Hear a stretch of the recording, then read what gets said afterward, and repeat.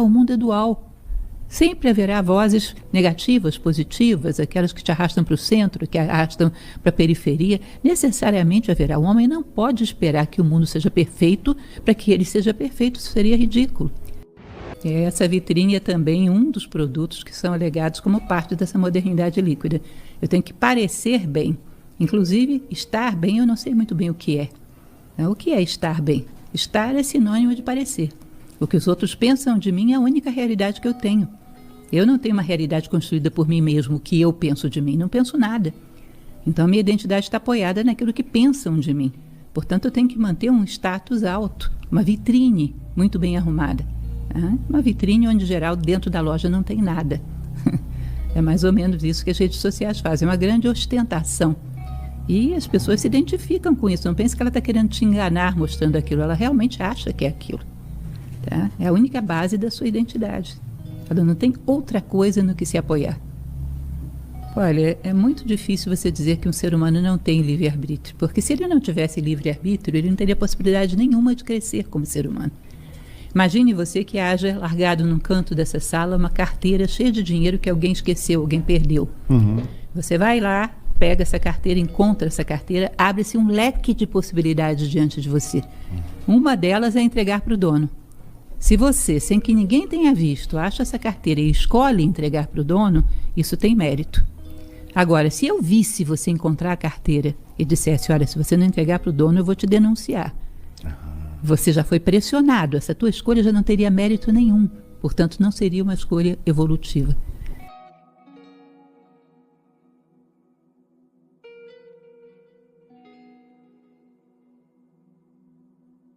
Se tudo já tivesse determinado e nós fôssemos pressionados a fazer as coisas, não teríamos mérito nenhum. O mérito existe exatamente quando podemos fazer qualquer coisa e escolhemos a melhor. É assim que crescemos. Quando não há nenhuma pressão sobre nós e nós escolhemos fazer aquilo que é mais humano. É assim que crescemos. Se nós estivéssemos pressionados o tempo todo, que virtude teria o homem? Se o tempo todo a causa da ação dele viesse de fora. Que virtude, como você poderia dizer que alguém se tornou um pouco mais sábio, um pouco mais íntegro, um pouco mais justo? Não, estaríamos todos iguais. Não haveria virtude, não haveria crescimento entre os homens, se eles não tivessem uma margem legítima de liberdade, uma margem legítima de escolha. E aí escolhessem o melhor, o mais humano. Mas sempre tem que ter uma dose de identidade no meio de tudo isso, que pondera todos esses fatores externos, não os despreza, mas traz para dentro e compara com aquilo que é o eixo da sua identidade, que são os seus valores, daquilo que você quer chegar a ser. Você tem que ter uma margem de identidade em tudo que você faz, senão não é você. Você é um executante inconsciente, um mecânico de processos coletivos. Isso não é um ser humano, isso é uma máquina. A margem de individualidade que cada um tem, a margem de identidade, é que faz com que todo esse material seja processado, comparado com esse eixo de identidade que eu tenho, e a partir daí decisões são tomadas. Não sei se você lembra daquele mito de Ulisses, que quando ele está atravessando a baía onde havia as sereias, ele pede que todos os seus marinheiros coloquem cera nos ouvidos, porque as sereias cantavam e encantavam os marinheiros, né? Levavam para o fundo do mar. E ele pede para ser amarrado no mastro do navio, mas ele queria ouvir os cantos das sereias e não poder se entregar por estar amarrado ao mastro do navio. Isso é um simbolismo. Você está atado voluntariamente, por um ato de vontade, a algo vertical, que são os teus valores. Ouve todas as coisas que estão à sua volta e não se deixa arrastar por elas, porque você tem um eixo interno de identidade. Você vai mensurar, vai levar em consideração todas essas vozes. Sempre haverá vozes contraditórias, inclusive. Sempre haverá, o mundo é dual. Sempre haverá vozes negativas, positivas, aquelas que te arrastam para o centro, que arrastam para a periferia. Necessariamente haverá. O homem não pode esperar que o mundo seja perfeito para que ele seja perfeito. Isso seria ridículo.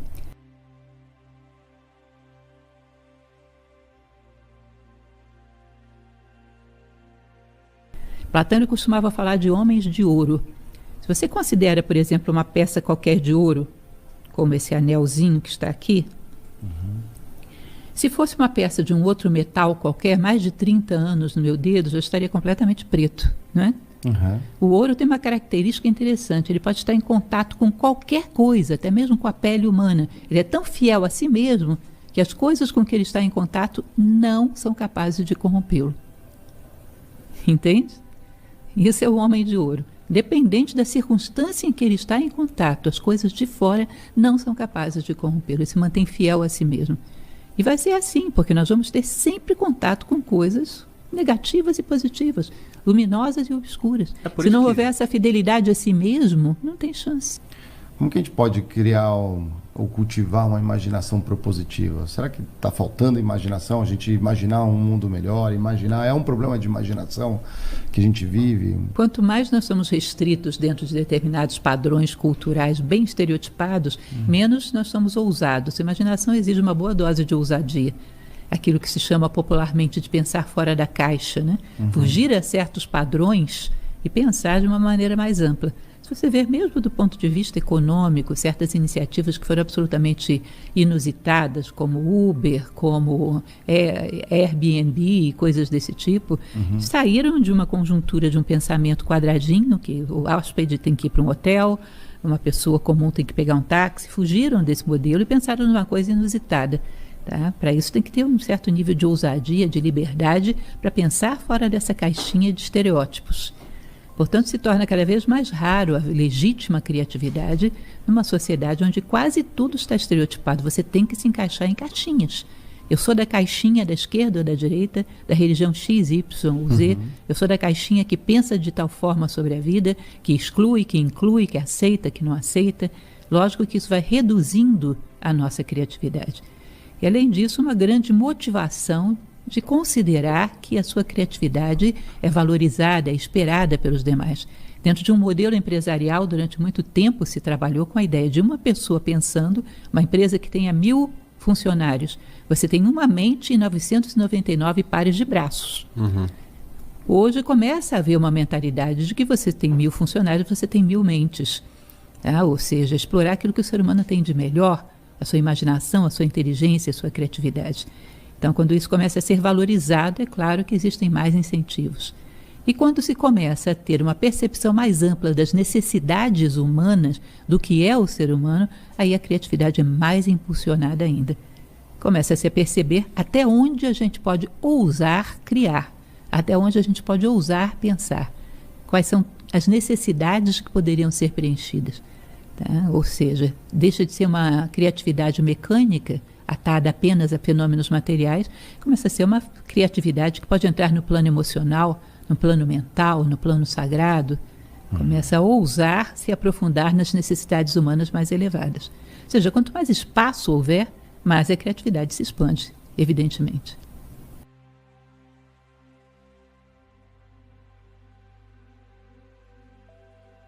Às vezes não tem um certo utilitarismo, né? Sim, é a criatividade materialista de que eu te falava.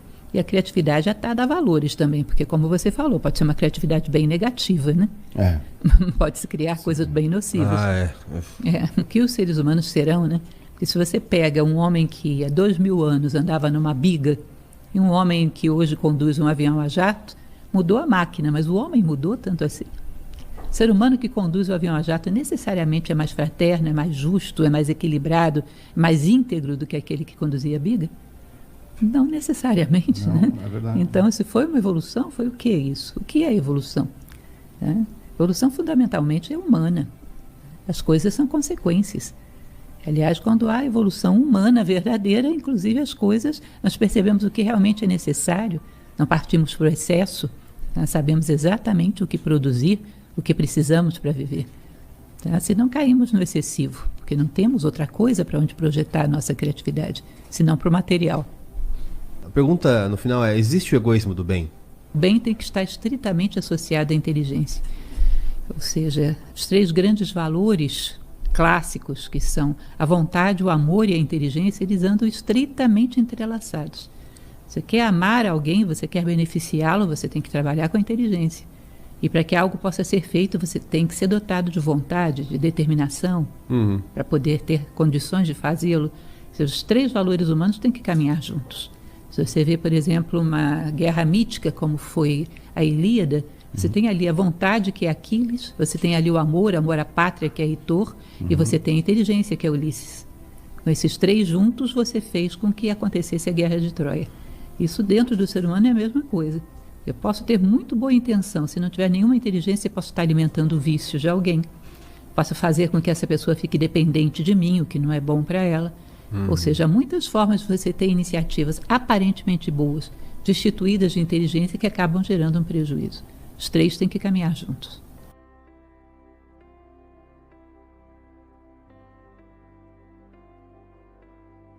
As questões fundamentais da humanidade não mudaram nada. Hoje nós temos computador. Você já viu alguém com uma profunda angústia existencial, uma depressão terrível porque o seu computador não funcionou? Isso não existe. O homem continua sofrendo e se alegrando para as mesmas coisas. É a dor, é a perda, é a morte, é o autocontrole que ele não tem, é não saber conviver. Os elementos que trazem felicidade e infelicidade são os mesmos ao longo de milênios. O resto são meramente coisas periféricas. Ninguém morre de sofrimento porque o carro pifou. Tá bom, você aborrece um dia, outro dia já está resolvido. Os fatores que fazem com que o homem seja feliz ou não são os mesmos ao longo dos milênios. E não foram resolvidos. E às vezes lá atrás havia soluções melhores do que temos hoje. O que é curioso, né? Nós achamos que porque o Egito não tinha a tecnologia que nós temos, não tem nada para aprender lá. Do ponto de vista humano, provavelmente eles teriam coisas a nos ensinar. Nós não somos a ponta evolutiva em todos os sentidos. Nós somos a ponta evolutiva no sentido tecnológico, de fazer coisas, de construir seres humanos. Não somos a ponta. Não somos uma sociedade pródiga em construir seres humanos equilibrados, justos, virtuosos. Não somos. A nossa sociedade não conduz nessa direção. Portanto, poderíamos perfeitamente aprender muita coisa do passado. Num mundo muito fugaz, parar para pensar ainda é complicado. Como a senhora vê o papel da cultura na formação do ser humano? Com certeza, a cultura é um convite para que os seres humanos despertem. Ou seja, aquele que está adormecido, aquele que ainda não engravidou de filosofia, né? Ele recebe um convite contundente através da cultura, através dos produtos culturais que estão à sua volta. São um chamado para despertar. Ou seja, se você tem elementos que geram reflexão, que elevam a consciência em cinema, em música, em literatura, em teatro, tudo isso é um convite para que o ser humano saia da sua circunstância tão limitada da sobrevivência e comece a pensar em viver propriamente dito, entrar num outro nível de consciência. Eu acho que isso seria realmente a cultura que vem de cultos, cultivar, né? Colocar sementes profundamente na terra para que elas venham à tona e busquem o sol, ou seja, que se verticalizem. Eu acho que a cultura cultiva as sementes humanas que existem dentro de nós. Um país deveria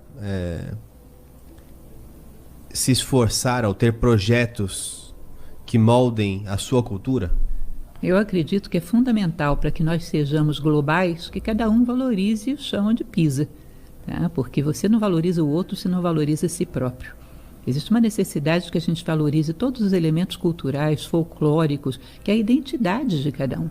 Não vamos pensar que a fraternidade é todo mundo ser igual. A fraternidade é todo mundo ser profundamente aquilo que é e nós nos combinarmos por complementaridade. Se você não tem identidade, você não está preparado para a fraternidade. Você não sabe que lugar você vai ocupar dentro dela. Fraternidade não é massificação. Então, cada um tem que conservar a sua identidade, cada um conservar os seus valores mais profundos, a sua cultura, o seu folclore, as suas tradições. Isso é fundamental para que um país tenha identidade. Se você quer alienar uma pessoa ou uma nação, você vai ter duas possibilidades. Ou você faz com que ela perca o ritmo de cultivar as suas coisas, ou você vai lá no plano das ideias e diz que as coisas dela não têm nenhum valor. Na prática é isso. Nós temos, para você se manter coerente em alguma atividade, você tem perseverança no plano físico e ideais, metas no plano mental. Ou você faz essa pessoa perder o ritmo no plano físico, ou você entra no plano mental e coloca dúvidas. É uma das maneiras mais fortes de você alienar um ser humano e alienar também uma nação. Fazer com que ela comece a duvidar dos seus valores, que a identificam, tá? Que a definem como tal. E aí você desestrutura tudo e coloca qualquer outra coisa no lugar. Né? Então, da mesma maneira que um ser humano tem que trabalhar meticulosamente pela conservação da sua identidade, um país também teria que fazer